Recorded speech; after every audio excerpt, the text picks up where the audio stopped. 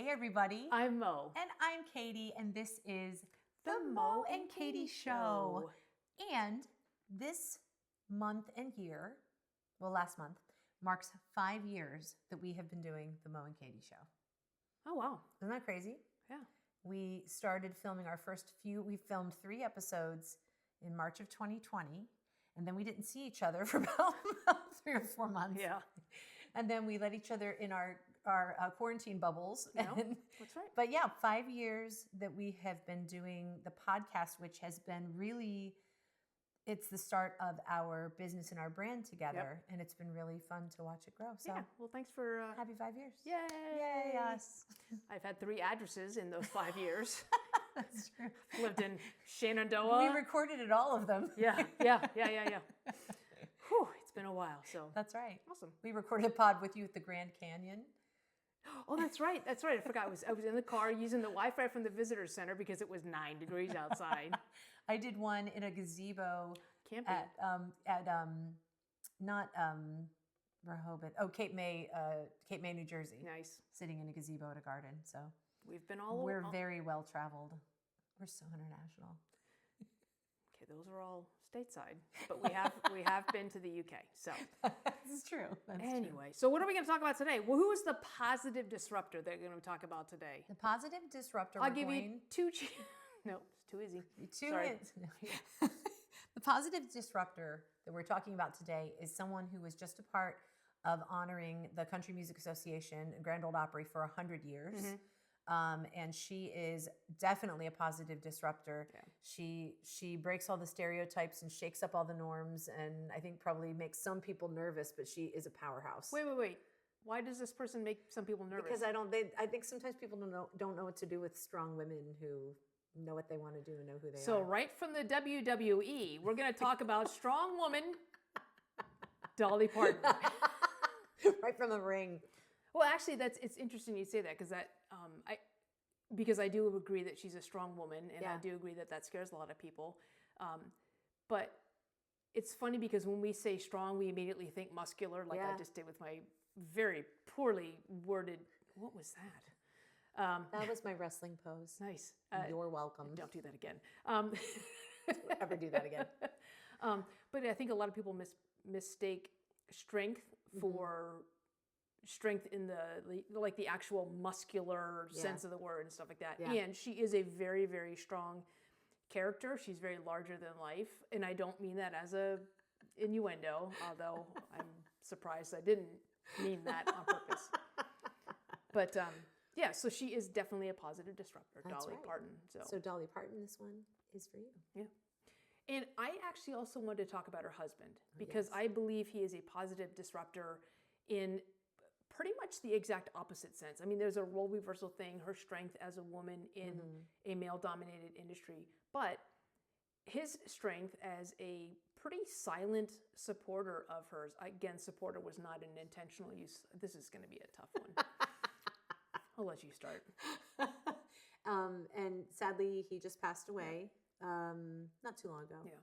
And but yes, really, really obviously cheered her on and let her do everything that she felt that she needed to do in the world. So. Well, I had heard an interview that he had, early on, I think they were married for like 64 years. Yeah. But really, really early on, it was one of the first award shows that she was on. And, she took him as her +1.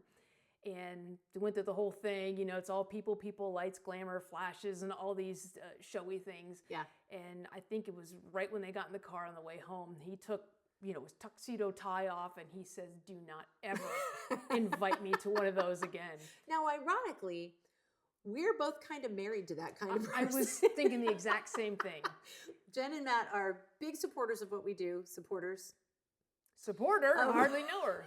Sorry. Of what we do. But if given the choice, they are in the background. Yeah. A lot of times it's so funny. There will be a news story on, and my husband, because he's very busy in the city, he'll say, "I was there," and I'm like, "Okay, well, where are you?" And he's like, "I was behind the camera." Yeah. He does not want to be on camera, and meanwhile, I'm like, "Hello, don't want your solo? I'll take it." Mine. No, but I think it's interesting because I think that's really important is that we forget, because they're not in the spotlight, we forget about the people that support, and nobody's working alone, okay? Life is a team sport, and I think I always call it a crew concept. So like on airplanes, there's not just one person flying it. There may be a single seat aircraft, but it takes a village to get everybody there. Right. And I think because we don't see or hear the silent supporters, because they're silent and invisible. That's right. They don't get the credit. And so I want to make sure that we also, in talking about Dolly Parton, we also talk about Carl Dean, her husband. Without the ensemble, there is no musical. I'm always going to make it about musicals. I'm just glad. She can't stop me. I can try. So speaking of music. Oh, yeah. I guess I'll always love you, Jolene. Always, Jolene. Okay, so one of the things that, I think in today's society, everybody's like, have they had work done? You're like, yeah, she's 95 years old and she looks like a 20-year-old. Of course, no, I'm saying in general, well, of course, that person is 6 years old and they look like a 20-year-old. Of course they had work done. But the thing about Dolly Parton is she's like, I'll give you a list. I'll give you a list of all the things I've had done. She is unapologetic about it. And I was just telling Mo this quote that I love. Dolly Parton's quote is, if I see something sagging, bagging, or dragging, I'm going to have it nipped, tucked, or sucked. I don't know that we need to do anything else. I think that's the podcast. Drop the right mic. There. Yeah. Right there.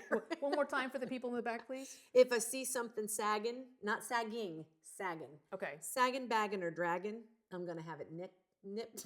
Okay. We're going to do this one more time for the people in the back. Take 2. And I'm going to speak English this time.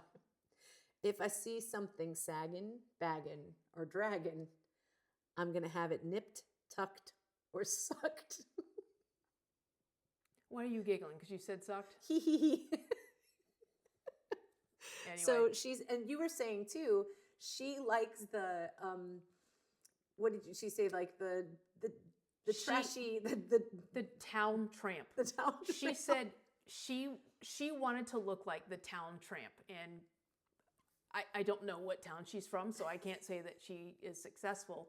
But I just appreciate that she is unapologetic about the fact that her look is intentional, that the fact that her look is unique, that it looks like the town tramp, and that she had some surgical assistance to get there. And she will continue to do so as needed. Yeah.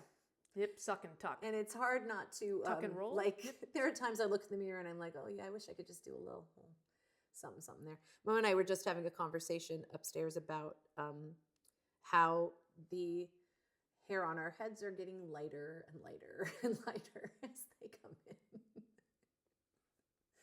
There's lots of gel, so you can't see. I have over-gelled. What you're looking at is not so much of my hair as it is a gel helmet. Yeah, like a little Danny Zuko thing going on there. Is it a gelmet? Anyway.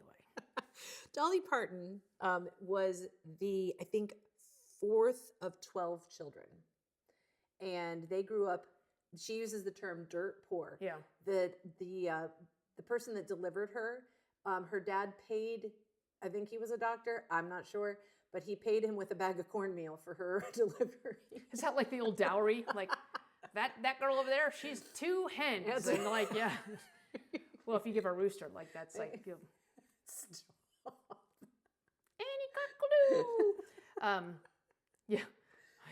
What was that quote from that movie? Like, planes, trains, and automobiles. Like the pregnant lady's like getting a luggage, and he's like, no, I'll get it. He goes, she's tough. First kid come out sideways. I feel like I'm venturing into a land. I feel like you are venturing into a land where you do not know what you're talking about. Go back and watch. Which is a good plug for our segment, Correct Me If I'm Wrong. If you'd like to watch Correct Me If I'm Wrong, the childbirth edition. It's our personal favorite. Yeah, it is. Yeah. One word for you, yabba dabba doula. That is one word. Anyway, back to Dolly Parton, who actually doesn't have kids. No, she does not have children of her own, which I think makes some of the things that she does for her community even more meaningful, because she never had any children to pour her legacy into. And just to jump ahead a little bit, one of the things that she has established, is it called the Imagination Library? Yeah, I think so, yeah. I think she just decided that every kid needs books. And so she started, I think in her own hometown, sending out books. And the statistic I told you that I read 1 in every 7 American children has received a book from Dolly Parton. That's pretty cool. Yeah. It's So grown if- to like 10 million books, I think she's done. If anybody's listening who knows somebody or is somebody who's gotten one of these books, I'd like to know that. I think that's really cool. Yeah. Yeah. So her library, but kind of going back on that, I think just from what I've read about Dolly Parton, I bet you even if she had kids, she would still pour into. I think she's just really big into pouring into others. Yeah. I heard, there's Dollywood, which is the theme park. And I heard that the reason she has Dollywood as opposed to maybe investing in Disneyland or Disney World is because she wanted to bring tourism and stuff back to her own hometown, like her area, her neck of the woods. Have you been to Dollywood? I have not. Oh, you haven't? I've been to Dollywood. Really? Very rarely have I been a place that you have not been. Have you been twice? Sorry. It's too easy. It's just lazy. It's not the best use of things, but it's just lazy punning to try to go there. So that it's the truth. Oh my gosh. I'm sorry. You're not. I know. I have been to Dolly, and there's also there's some sort of rodeo dinner thing that's there too. Dixieland Stampede, that's what it's called. Dixieland Stampede. Nice recall. Thank you. That just came out mid-sentence. Well, I couldn't think of it at first, and then it just went pew.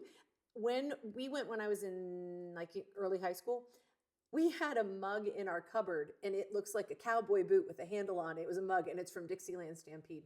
And next door, if you go to Dollywood, you can get a mug that's got two. I actually have seen those in gift shops, and I remember as a child being like, "Oh my god!" I guarantee you, it's not in your house, in your cupboard. It's in my cupboard. I know what's. I do. I know what's not in your cupboard is what I'm saying. No, the other thing. Speaking of losing train of thought, talk amongst yourselves. I have no idea what's going to say. Mother, crap. The other thing. So another thing that she did in her hometown was she promised every child, and I think this was just a temporary thing, but she promised every child that graduated high school that she would give them $500. And it made their graduation rate go from, I think, under 70% to like 98%. Wow. Or 96% or something like that. That's amazing. So she promised each one of them, so this is what I love about her.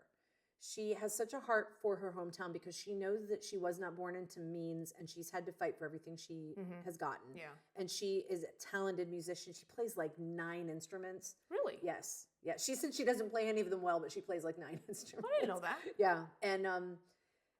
And she also counts her fingernails as an instrument because the way she taps them together. Okay. But she, she leaned into the talent she had, and she is always willing to look back at her hometown and to see what she can do. That's awesome. And the thing is, we all have places where we live.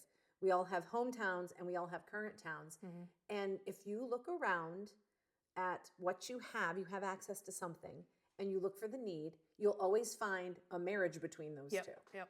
And I just love that about her. Yeah. I love that she does that. And that's something that you and I are good at. I know Jen and I are good at too, is we call it tour your own backyard, right? Yeah. So speaking of looking around at what you have, I think a lot of times everybody's complaining about how bored they are, so like that's why we use Atlas Obscura whenever we go someplace, is to find those little hidden gems that you don't know about. And that's one thing I love when I bring people to DC, especially when I bring people who have lived near here their entire lives and haven't been to DC. Like that's when it's really just, or when you take somebody who's been to DC several times and you show them something new. Yeah.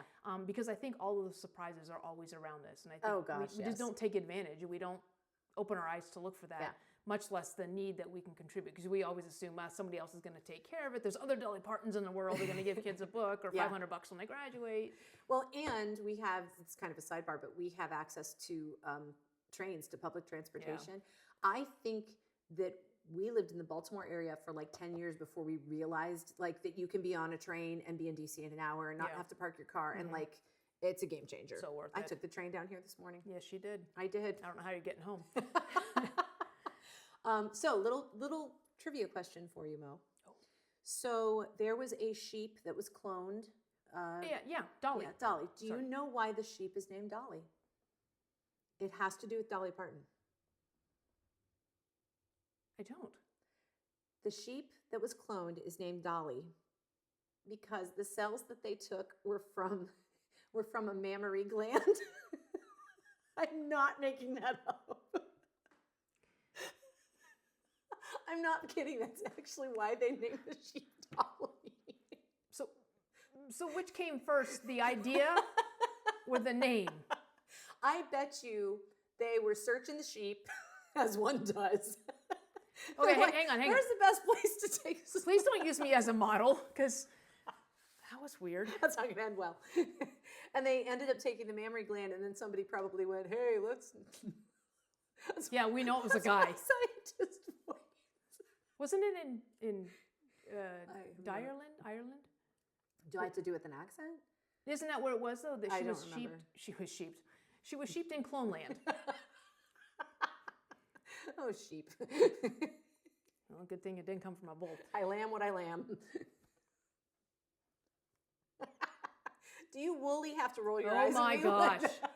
I will do breast puns if you're going to do sheep puns. So anyway, that's why the clone sheep is named Dolly. Really? Because the cells came from a mammary gland. And I wonder if the sheep looked back at the other sheep and said, thanks for the mammaries. No, you know who said that? Dolly did. Back at herself, apparently. Oh my gosh. Anyway. I don't even know how to transition. What did you look up? I just stumbled upon it. I didn't. No, you stumbled upon a mammary gland. Well, that sounds awkward. Do your boobs hang low today? Wow.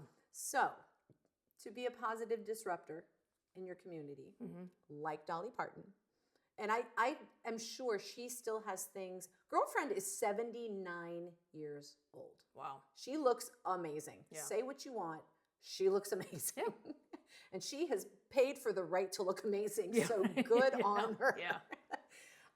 But I'm sure she still is looking around and saying, what do I have at my disposal that I can use to help other people? Yeah. And we can all do that. You do not have to be an award-winning country music star or a movie star like she is. You don't have to look like the town tramp. What? Goals. But it doesn't hurt. Yeah.